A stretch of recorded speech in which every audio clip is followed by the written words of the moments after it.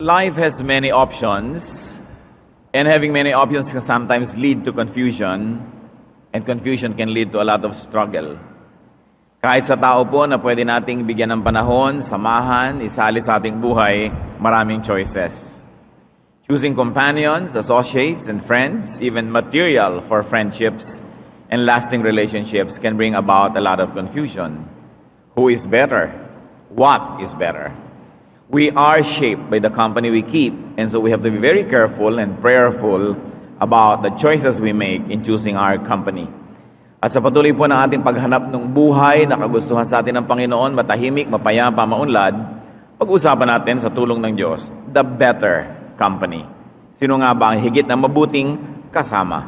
Anong uri ng mga tao ang higit na mabuting pinapayagan natin na magkaroon ng access sa ating buhay? Heavenly Father, we thank you for your goodness to us. We thank you that you are our Father, our friend, our companion, our sustainer, creator, protector. Salamat sapagkat kayo ay lahat-lahat sa aming buhay. At ang marami niyo pong katangian, you distribute among us and you allow to be ministered to each one of us through people. So Lord, we pray that you may give us guidance as to who to allow to influence us, who to share our lives with, and who to allow, Lord, to receive even our attention. Nawa, Panginoon, kayo po ang maging tagapagturo ngayon. Patawarin niyo po kami sa mga kasalanan namin. Cleanse us, make us whole, empower us so that we can see your face, hear your voice, and hold your hand.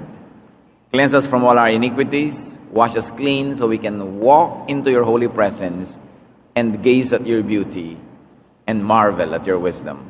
Walk in our midst, O God, do your holy purpose, heal us, teach us. In the name of Jesus Christ, your Son, our Lord, we pray. Better company. Marami pong pagpipilian, but the Bible says thinkers are better than mere money makers. Thinkers as companions are better than people who focus only on making money, on making currency, or making a name. Kadalasan sa tingin natin, masarap kaibigan, masarap lumapit sa maraming pera, sa gumagawa ng pera, sa sikat, the rich, the famous. That may be true. But if we're going to have to choose between thinkers and people who only make money, the Bible says in Proverbs 16:16, how much better to get wisdom than gold, to choose understanding rather than silver. Higit daw na mainam sa ginto ang magkaroon ng karunungan. At higit pa kaysa pilak ang magtaglay ng pangunawa. Kung agad-agad nating iniisip, mahalaga yung pera, mahalaga yun, totoo naman. Pero kung papipilian tayo, marunong nakasama o basta mapera lang nakasama, hindi ka naman nakakatiyak na yung mapera, bibigyan ka nga Baka nga kaya nagkapera yan dahil hindi mahilig mamigay. Although meron din namang mapera na mahilig mamigay. Pero yung taong marunong, pagkasama mo yon, siguradong hindi ka pagkakaitan, yung karunungan niya magiging sayo rin. Matututo ka pagkasama mo siya. At kung merong isang walang alam na mapera, nagkaroon bigla ng brownout or blackout, pwedeng pagkaliwanag, wala na siyang pera kasi hindi naman siya marunong. Pero yung walang pera na marunong, malaki ang chances, pagkakapera rin yun. Kasi marunong. Although it doesn't always follow, there's a big opportunity. Thinkers give insight. They give us guidance and enlightenment. Therefore, they are great treasures. Kung meron kayong kilala na magaling mag-isip, mahusay mag-isip, palaisip ng mga dapat pinag-iisip, cultivate friendship and cultivate companionship. Kasi may mapapala at mapapala tayo doon. Kung wala, maghanap kayo. At kung meron na, pahalagahan. When it comes to company, the wise are better than the foolish.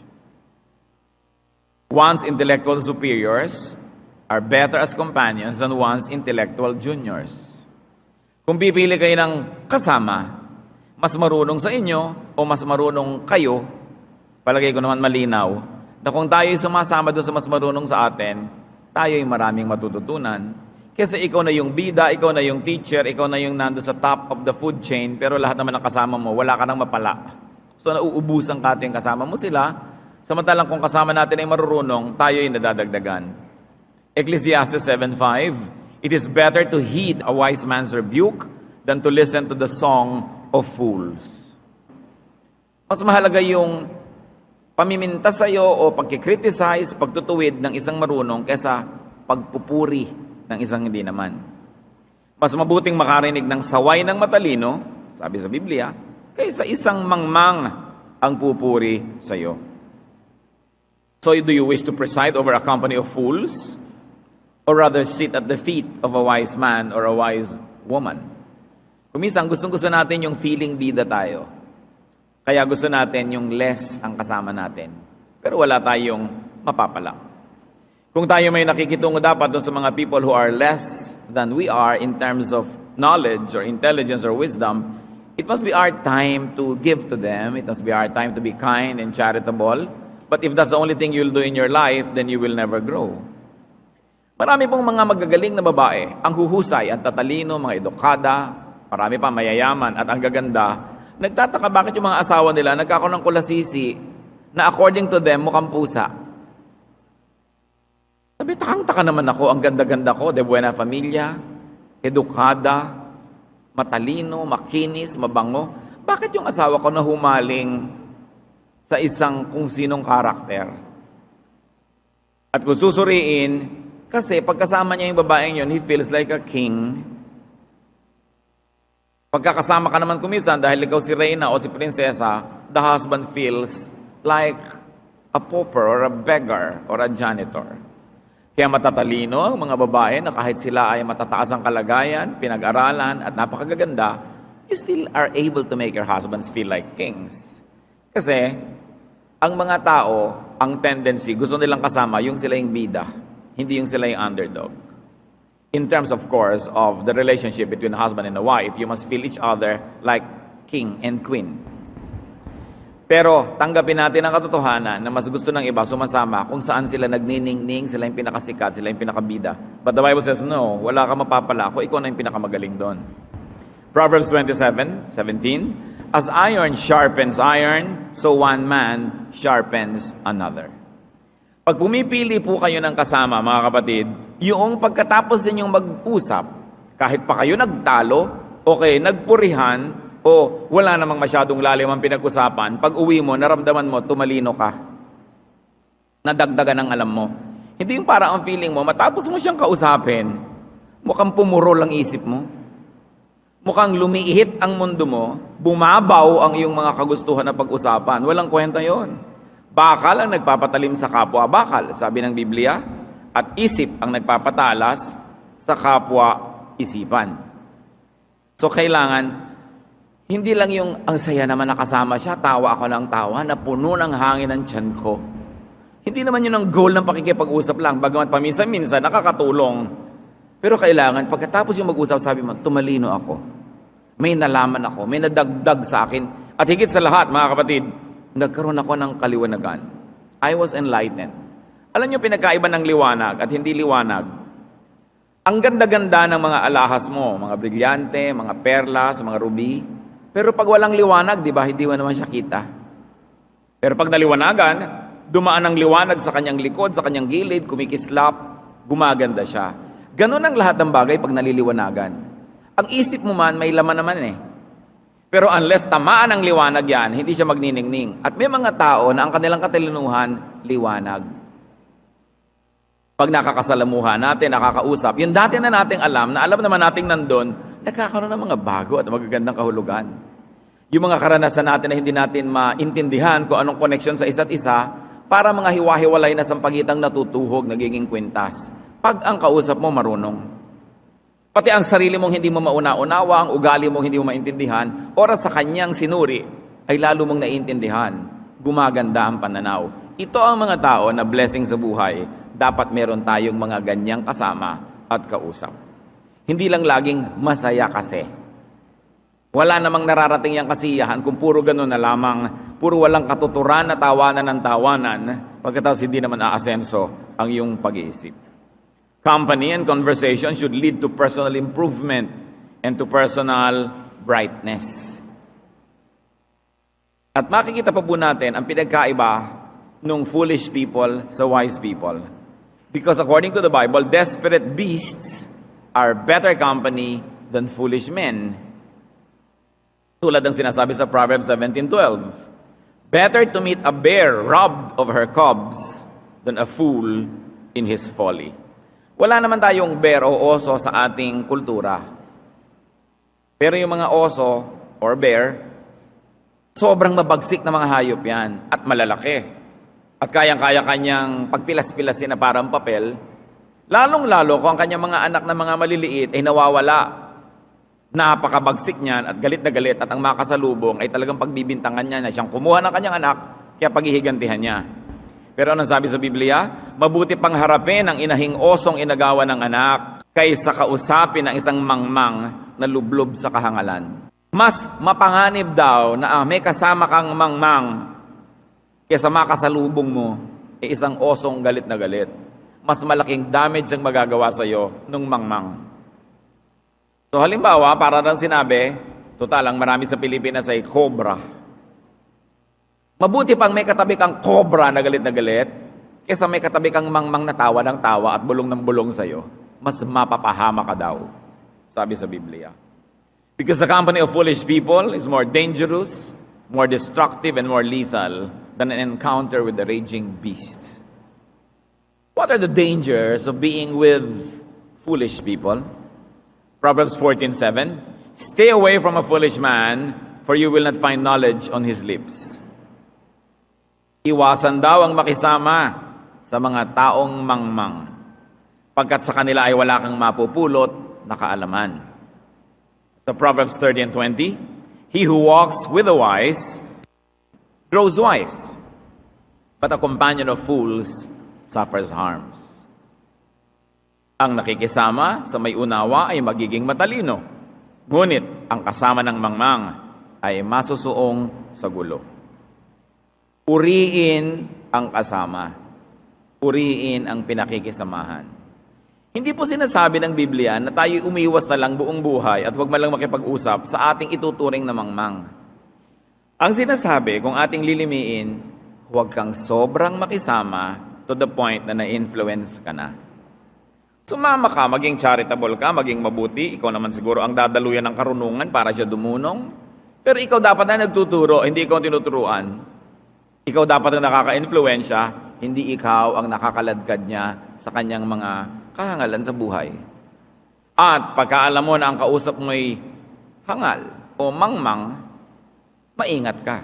Ibig sabihin, hindi ka laging naniniwala. Tinitimbang mo muna ang pinapakinggan mo bago ka sumunod. At hindi ka lagi na lamang na sumasangayon. Sapagkat baka malibang ka, oo ka ng oo, kung saan kanya dalhin. Binabantayan ng kanya mga bagay. In social events where the table is a social map, we should be more careful. Why is a table a social map? Pag may handaan, makikita nyo, halimbawa kasalan, dito nakaupo sa lugar na ito ang bagong kasal, yung mesang pinakamalapit sa kanila, usually ang table of honor. Yun ang presidential table, o nandun ang mga ninong at ninang. Yung sa banda-banda dyan, yung mga matatalig na kaibigan at pamilya. Ngayon, kung ang mesa nyo nandun sa malayo, sa may tabi ng puno ng nyog o sa likod ng poste, doon kayo naka-assign, alam nyo na hindi naman kayo ganun ka-close o hindi kayo itinuturing na ka-close.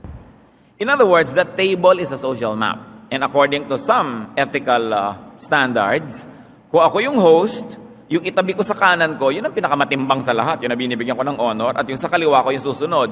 Ngayon, papalayo ng papalayo, ibig sabihin, hindi ikaw talaga yung honoree, pero nandun ka pa rin sa presidential table ko, kung ako yung host. So, alam mo kung saan ka dapat lulugar. Because there are people who do not observe protocol and they promote themselves, especially at dinner tables. Pero ano sinasabi tungkol sa companionship? It is better to be with the humble than the proud. Or it's better to be with the lowly than those who are celebrated. It's better to be with one's equals or juniors than to try to squeeze yourself to be among the seniors. Proverbs 25:6-7. Do not exalt yourself in the king's presence, and do not claim a place among great men. It is better for him to say to you, "Come up here," than for him to humiliate you before a noble man. Huwag daw mga angahas, na bigla-bigla ka nalang umuupo sa presidential table, hindi ka naman pinapapunta doon. Na nandun ka agad sa place of honor, hindi ka naman iniimbita. Huwag kang magmataas sa harap ng hari. Niihanay ang sarili mo sa mga taong pili. Pagkat mas mabuting sabihin sa iyong, halika rito, kaysa hamakin ka sa harap ng marami. Sometimes, people in the organization become impatient. Hindi pa sila pinopromote, umaasta-asta na sila na promoted. Hindi sila lumalagay sa lugar.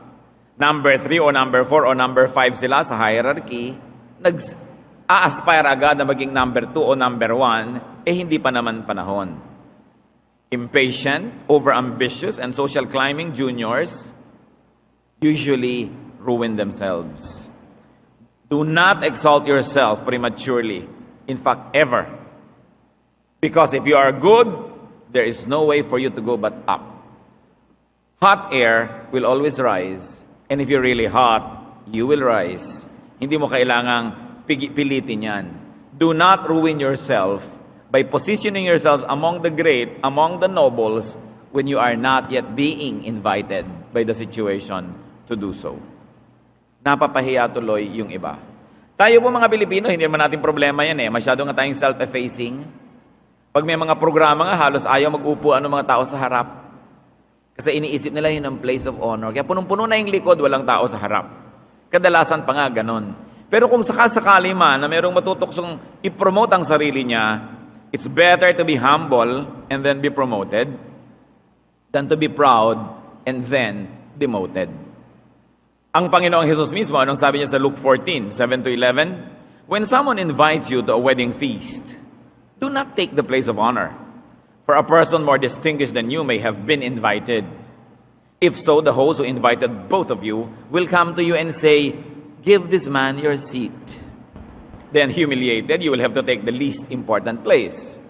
But when you are invited, take the lowest place, so that when the host comes, he will say to you, friend, move up to a better place. Then you will be honored in the presence of all your fellow guests. For everyone who exalts himself will be humbled, and he who humbles himself will be exalted. So pipili kayo ng paglalagyan sa inyong sarili, walang specifics ang invitation, play safe. Be with the humble. Because if the host really would like to honor you, the host will seek you out and will insist that you be placed in a better position.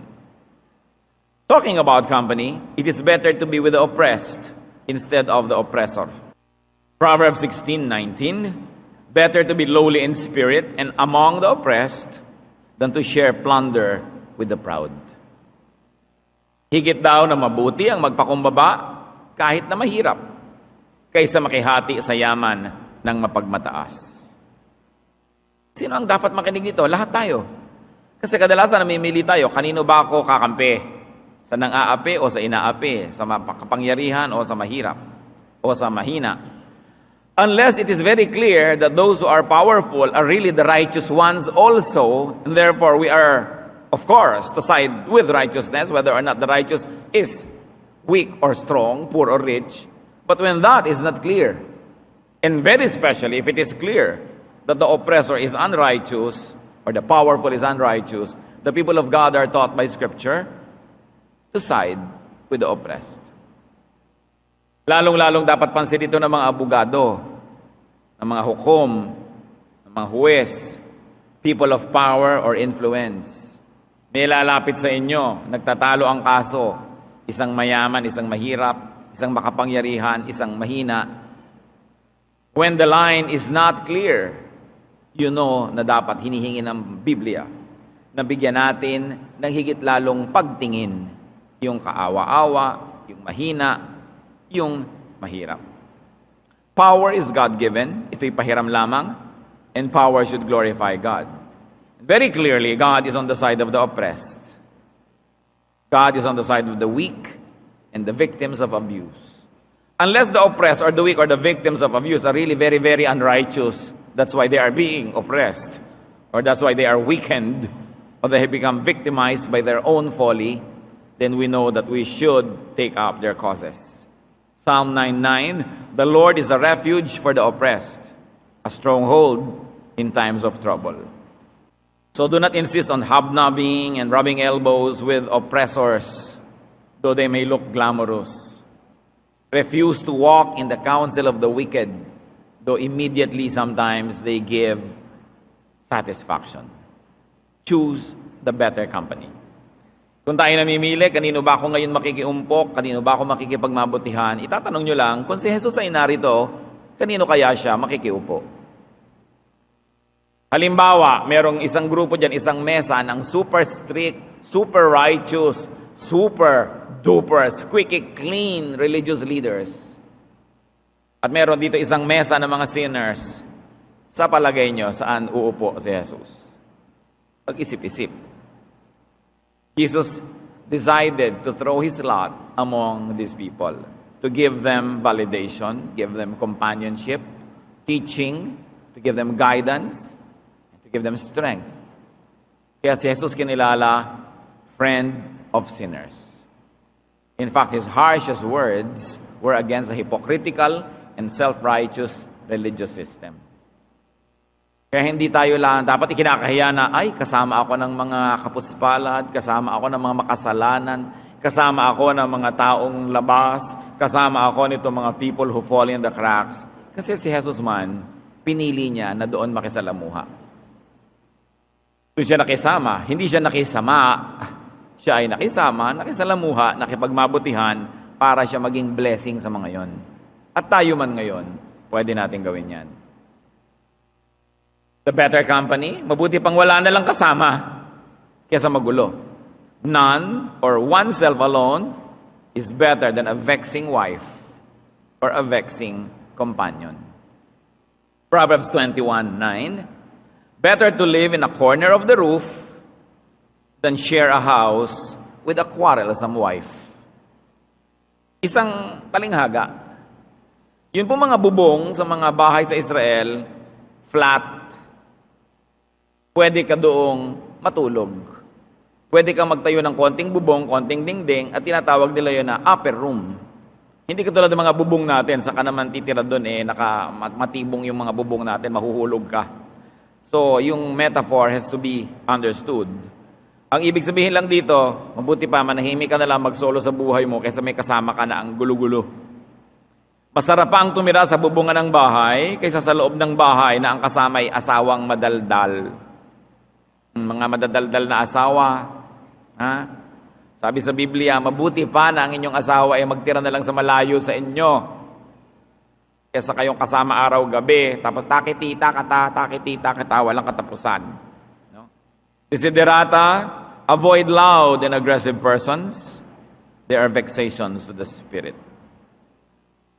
In other words, life of peace alone is better than wedded torment. Kung kasal na kayo, wala na kayong choice, takpan nyo na lang ang tenga ninyo o manalangin kayo na isang himala. Kasi andyan na yan. Mas mabuti sigurong sabihin itong payong to sa mga pipili pa lang. Yung magsisimula pa lang. Dapat yung nanakita na ko, ayoko yata ng ganitong kasama, huwag niyong sabihin na babaguhin siya ng aking pag-ibig. Naku, hindi nangyayari yun. Walang binago ng pag-ibig. Ang pag-ibig, hindi mo binabago yung kapwa mo. Ang pag-ibig, tinatanggap mo siya. Ngayon, sa simula pa lang, hindi nakatanggap-tanggap, wag na lang. Matras ka na. Pero kung gusto mo talaga siya, tanggapin mo. Magbago mat hindi, tinanggap mo na. Okay na rin sa yun kasi tinanggap mo. But what is really the main essence of this verse? Avoid people who vex you. May mga ganun Para kang isang tahimik na pond. Without blemish on its face. And when you look at the pond, it's like a mirror and you can see the sky and you can see yourself. Tapos may mga tao na biglang kakawkawin yung pond na yon, lalabas lahat yung mga alikabok, mga putik-putik. May mga taong ganon. Yung tahimik ng isip mo, pag nakausap mo siya, gumugulo. Buong-buo ang loob mo, pag nakausap mo siya, masisiraan ka ng loob. Ang ganda-ganda ng gusto mong pananaw sa mundo, pag nakausap mo siya, lumulungkot. Nagkakaroon ka ng mga takot, nagkakaroon ng mga alalahanin. Sabi, iwasan nyo ang mga taong ganon. Yung taong walang dinala sa buhay mo, kundi ikay mag-alala at matakot. Bagamat, paminsan-minsan, meron talagang magbibigay ng karunungan. Dapat ka talaga mag-alala at matakot dahil meron naman talagang dapat alalahanin at katakutan. Pero yung tao na tuwing papasok na lang siya sa mundo mo, gulo ang dala.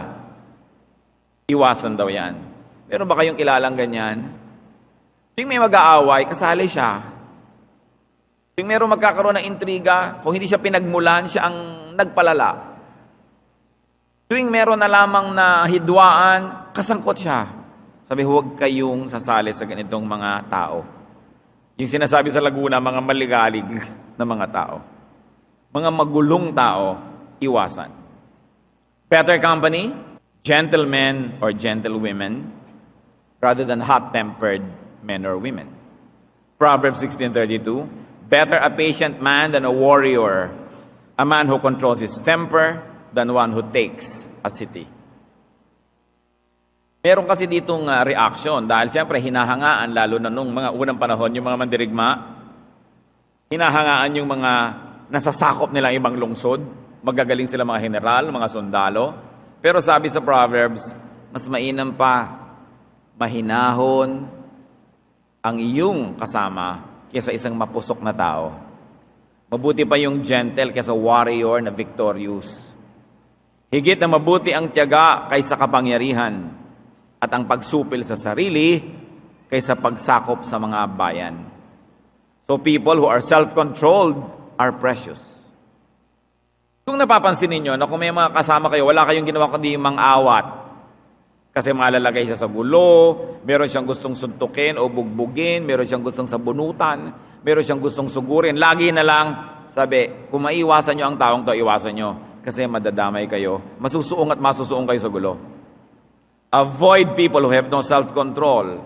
People who are easily angered into violence because they're going to self-destruct and they're going to destroy everyone else near them.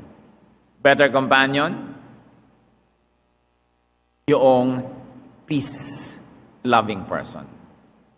Aggressive, warlike, and violent people attract trouble. Pag may kasama kayo na palaaway, mainitin ang ulo, mapusok, isang paa ninyo lagi nasa bingit ng libingan kasi hahanap at hahanap siya ng gulo. Ngayon, kung tayo yung mapusok, tayo yung mainitin ng ulo, isipin natin, madadamay ang mga kasama natin. Merong napabalita, pinaulanan daw ng ponglo ang isang sasakyan. One vehicle was sprayed with bullets and they could not understand the motivation of the one who did it. And many people were thinking that it was probably a traffic problem.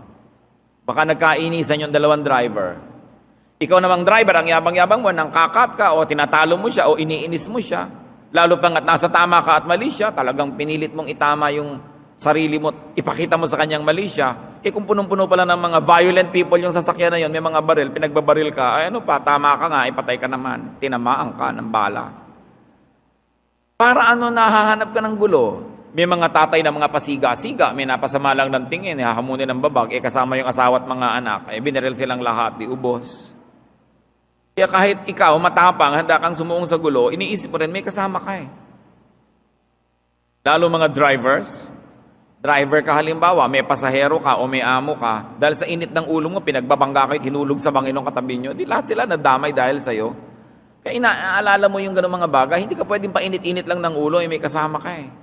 At kung hindi mo man kasama ang pamilya mo at namatay ka doon bigla, dinabiyuda yung asawa mo, nauli lang yung mga anak, damay din sila dyan. Basta merong mainitin ng ulo, madadamay ang mga nagmamahal sa kanila. In fact, mapapahamak. Kaya hindi dapat kinakainggitan, lalo yung mga may kasamaan ng ugali. Kahit pa nga kumisan mukha silang siga, wala namang nai-impress doon. Proverbs 24:1, do not envy wicked men. Do not desire their company. According to 1 Corinthians 15:33, bad company corrupts good character. Aggressive people will hurt others. Eventually, they will hurt their own companions. Talking about better company, a neighbor nearby is better than a faraway brother. Mas mahalaga yung kapitbahay na andyan lang kaysa tunay mong kapatid, pero ang layo naman. Mas binibigyan natin yan ng pakisama. Proverbs 27:10, do not go to your brother's house when disaster strikes you. Better a neighbor nearby than a brother far away. Meron kang very immediate need. Merong medical emergency. Gipit na gipit ka, ang layo ng kapatid mo, ilang islands pa, ilang pulo, ilang bundok ang nakamamagitan sa inyo. Pero may kapitbahay kang malapit, sabi, diyan ka sa kapitbahay mo lumapit. Yan ang mas makakatulong sa'yo ng mas mabilis. Siyempre, may kasamang lesson yun. Makipagkapwa ka sa iyong kapitbahay. Kung ikaw ay tumutulong sa iyong kapatid, tulungan mo rin yung kapitbahay mo. Kung ikaw yung maibigin sa iyong kapatid, maging maibigin ka rin sa iyong kapitbahay dahil darating ang panahon na yung kapitbahay mo ang mas higit na makakatulong sa iyo kaysa yung kapatid mo. Kung ikaw ay nagigipit, huwag sa kapatid lalapit. Higit na mabuti ang kapitbahay na malapit kaysa isang malayong kapatid. Let's not mistake the lesson na ibig sabihin huwag kang lalapit sa kapatid mo. Ang point lang, ang layo naman di ang lapitan mo, yung kapitbahay mo na siyang malapit. So be neighborly, makipagkapwa, makipagmabutihan sa kapitbahay. Kung kayo ba nagsuswimming sa isang pool, lalagyan nyo ng lason yung pool na yon habang lumalangoy kayo doon? Siyempre, hindi. But our neighborhood is a swimming pool where we swim every day. Will you want to poison your neighborhood with enmity? Gusto nyo bang malason ang inyong kapaligiran? Pero kung may kaaway kayong kapitbahay, nilalason ninyo ang inyong kapaligiran. Kung may nagnanakaw sa inyo sa gabi, hindi man lang kayo tulungan yan kasi kagalit nyo Kung nasunugan kayo, baka nga hindi pa kayo niyan tulungan na magbuhat ng mga gamit kasi kagalit nyo. O baka siya pa sumunog sa bahay nyo kung medyo liko ang takbo ng kanyang isip. So bakit kayo makikipag-away sa kapitbahay? Kung talagang palaaway kayo, awayin nyo yung nandoon sa malalayong pulo. Pero yung kapitbahay nyo, aawayin ninyo. Inay napakalaking kahangalan. Kasi kahit kanya hindi sunugin, kahit hindi magkaroon ng disaster na kailangan mo ang tulong niya, yun lang araw-araw naninigas ang leeg mo sa pag-iwas na makasalubong siya, hindi ba problema na yan? Yung pag nadidinig mo yung tugtog galing sa bahay niya, inis na inis ka kasi hindi dahil yung tugtog ay nakakainis, dahil inis ka sa kanya. So sino nilalason mo yung sarili mong buhay pag hindi ka nakikipagmabutihan sa iyong mga kapitbahay? Marami po mga katuroan, mga kapatid sa Biblia, hindi para tayo maging dehado, kaya tinuturoan tayong maging mabait ka, maging mabuti ka, hindi para ka maapi. Kasi in the long run, kung mabait ka, mabuti ka, makikinabang ka naman Sinasabi sa Biblia, pag nagtatanim tayo, umaani. Do not poison the water in which you swim, especially the workplace. Many people spend 8 hours a day in their workplace. 8 hours is 1/3 of the 24 hours of every day. So at least 1/3 of your life, you are at work. What will be the quality of that 1/3 of your life if your environment in your workplace is poisoned by enmity, by strife, by intrigue, by quarrels? So ikaw din ang lugi. Ang matalinong tao, hindi pala away. Ang matalinong tao, peacemaker. Because your life will be nicer, sweeter, more peaceful kung ikaw mismo ay mabuti. Humble sinners are better companions than proud saints. Self-judging sinners are better companions than judgmental or self-righteous so-called saints. Kaya ang Panginoon nakihalubilo na mabuti doon sa mga tinatawag na makasalanan. Matthew 11:19, the Son of Man came eating and drinking, and they say he's a glutton and a drunkard, a friend of tax collectors and sinners. He went with the sinners more than with the so-called saints. Meanwhile, no one is a saint. No one is righteous. Romans 3:10, there is no one righteous, not even one. Meron lang na self-righteous, pero walang righteous. Kaya dapat sinusuri din natin ating sarili. Natuto ng konting verses, naituwid ang konting kalikuan, ang yabang-yabang na, ang liit-liit na ng paningin sa iba, sinusuri na ang iba, ginajudge, sinusurot-surot, samantalang siya man ay marami pang mga buntot na hila-hila at marami pang mga sungay na hindi pa man lamang natatanggal. Humble sinners will ground you. Self-proclaimed saints will only damage you with their attitude, and in the end will also judge you. So you don't get anything by being close to such self-righteous people. So avoid bad company. But if you are strong, and if you have a messianic complex, then be with them to lift them up. Kung kayang-kaya ng iyong naturalesa na makihalubilo sa mga hindi ka nais-nais dahil gusto mong matulungan sila, di gawin mo. Pero kapatid, kung hindi ka pa malakas, hindi mo naman kaya, ikaw lang yung mahihila pababa, ikaw lang yung may influensya sa pangit, iwasan mo na lang muna. Huwag ka na muna magmisyon. Kahit sa mga misyonero, sinusuri muna kung sila'y malusog. Pero kung ikaw ay napakaraming sakit, ihahawa mo lamang yung pagmimisyonan mo, ay manatili ka sa bahay, ipanalangin ng mga misyonero, suportahan sila, but stay home. Ganon din tayo. Kung tayo ay mahina ang kalooban, mahina ang damdamin, madali tayong ma-impluensya ng mga tao, hindi natin dapat pinapakisamahan, umiwas na lang. Napakainam na patibayin mo na ang sarili at iiwas sa ganito. Bad company ruins people. At ang tanong, what kind of company do you keep? Anong uri ng mga kabarkada? Halimbawa, kayo ay may asawa na. May mga kumpare kayo na ang hilig-hilig mag-grow. Yung gusto lagi nila mag-grow. Ang spelling ng grow, G-R-O. Okay? Lagi ka nilang isinasama, mag-grow tayo. Ganyan. What kind of companionship is that? Ilalayo ka sa iyong asawa? Hindi dapat ganyan ang barkada mo. Ang mga barkada mo, gusto-gusto mag-inuman, hindi naman tumitigil hanggang hindi gumagapang sa kalasingan. Hindi ka dapat sumasama dyan. O baka naman, kapatid, ikaw yan. No? So, tinitingnan din natin, sumasama ba tayo sa bad company o baka tayo yung bad company mismo? Dapat din nating suriin. Kasi hindi lang natin ipinapahamak ang ating sarili, ipinapahamak pa natin ang iba. At malaking ating pananagutan sa Diyos. So, dalawa, ang hamon ng ating pag-aaral ngayon. Una, tayo ba namamalaya natin o hindi?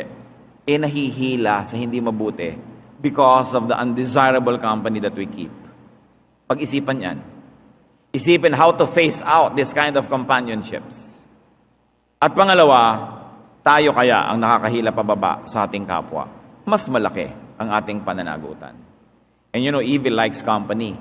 Malulungkutin kasi ang kasamaan. Gusto laging maraming kabarkada. Bihira naman gumagawa ng mali ang ginagawa mag-isa. Laging gusto may kasama. Ano po ang influensya natin sa ating mga mahal sa buhay? Lahat tayo. Anong influensya sa inyong mga anak? Ang mga anak ba nyo, natuturoan nyo maging inferior? Hindi na pwedeng magsalita, hindi na pwedeng sumagot, hindi na pwedeng mga tuwiran, well-behaved. At alam nyo naman, pinepremyohan ng lipunan at ng simbahan yung ganyan, ano? Most obedient. Siyempre, lalagyan ka pa ng ribbon, most obedient. Lalagyan ka ng trophy, most obedient. Katangian yan. Pero pagka hindi ka marunong pumili kung ano ang sinusunod at sinong sinusundan, isang malaking kapintasan yung obedience na yan. So kailangan, kung may pinapagawa tayong mali sa ating mga anak, pwede sila magsabing, Mommy, with all my love and respect, I cannot obey you kasi po mali yan. Hindi ka dapat magalit. Dapat turuan natin sila na tumanggi na sumunod sa mali. Kung tayo mga magulang ay siguro 99.99% ang ipapagawa natin sa anak natin ay tama, pero pag nasanay sila na sunod lang ng sunod, hindi na nagsusuri, hindi na nangangatuwiran, ano ang gagawin nila sa ibang mga tao na magpapagawa sa kanila ng mali? Hindi sila marunong tumanggi. Dapat tinuturuan natin silang tumanggi. Sabi nga ni Jose Rizal, ang mga mangmang na ina ay magpapalaki lamang ng mga anak na alipin.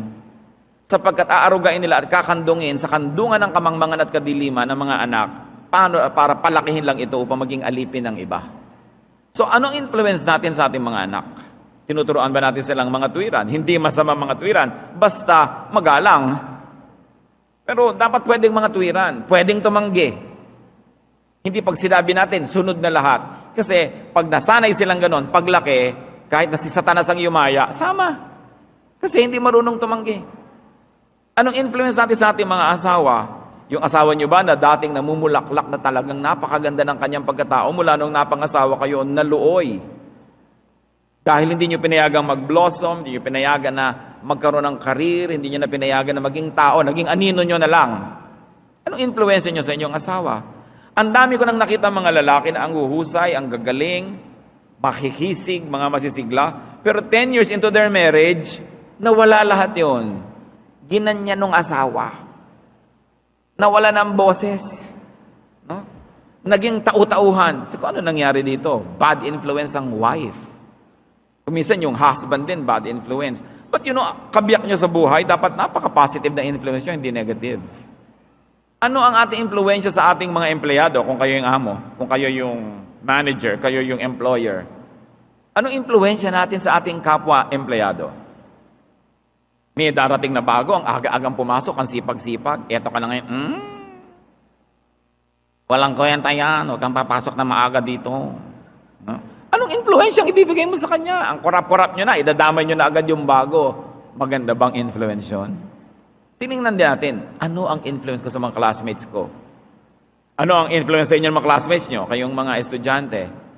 Napapaganda ba yung grades nyo o papapangit tuwing kayo lagi nilang kasama? Ano ang influence ng boyfriend ninyo sa inyo o girlfriend? Humuhusay ba ang iyong pagkatao? Na kayo parehong nag-grow o nagiging isa na lang kayo? Kasi pag naging isa na lang kayo, isa lang ang nanaig, yung isa naging anino lang. Pero dalawang tao kayo, dapat dalawa kayong identity, magkasama, magkasabay madalas, pero hindi lagi. But you must allow each other room for individual growth. Hindi nakain na ng isa yung isa. And I'm telling you this, yung mga sige na lang susunod ako para manatili ang pag-iibigan namin, yung gusto na lang niya ang susundin ko, sige sunod-sunuran na lang ako para peace. Alam niyo mangyayari later? Hindi na rin kayo gusto niyan. Mawawala na siya na interest sa inyo dahil anino lang naman kayo eh. Kaya sa inyong pagbibigay, para pahabain ang inyong pagsasama, lalo niyong pinaiksi. Dahil hindi na kayo interesting person. What makes you interesting is your personality, your God-given talents. And any relationship, even romantic and very close relationships, must make room for that growth. So how do sweethearts influence each other? It's very important. How do you allow yourself to be influenced? Even sa church, mga kapatid. Your church will of course influence you. But to what? Towards what? Kung tuturuan lang kayo ng religion na maging self-righteous, maging judgmental, maging separatist, wag na lang. Kasi hindi ganon si Jesus. Kung tuturuan lang kayo na manghusga ng manghusga, laitin yung mga iniisip nyo makasalanan o mali, hindi yun ang message ni Jesus. Sadly, it is the message of many pulpits. Sinusuri mo rin yun. Saan ako inaakay ng pare, ng pastor? Saan ako inaakay ng preacher, ng teacher? Para maging self-righteous, maging judgmental? Tatanggihan nyo rin yun. At the end of the day, we will all individually account for our deeds before God. Hindi mo pwedeng ituro yung iba, kasi tinuruan niya akong ganon, tinuruan niya akong ganon. Yes, mananagot sila, pero meron ka rin pananagutan dyan. Saan tayo inaakay ng mga kasama natin? Saan natin sila inaakay? Napakalaking issue. Pero mahalaga, ang Biblia nagturo ng ganyang mga bagay. Hindi natin kayang ubusin sa isang session yung mga turo tungkol sa companionship, but for now, we have so much to think about. Aming Diyos sa langit, salamat po sa inyong mga paalala. Salamat dahil gusto nyo kaming mapabuti, gusto nyo kaming makaiwas sa bad influence, at gusto nyo rin kami maging good influence to others. Turuan nyo kaming suriin ang sarili namin ngayon. Una, pinapayagan ba namin aming sarili na madala sa mali? Pangalawa, ano naman ang impluensya namin sa iba? Magbulay-bulay tayo mga kapatid at nawa sa tulong ng Espiritu ng Diyos, lalo tayong magkaroon ng kaliwanagan, mapabuti pa ang ating buhay, maging blessing pa tayo sa iba. Sa ilang saglit, magbulay-bulay, listen to the voice of the Spirit, and find very personal applications to these beautiful teachings from the Bible.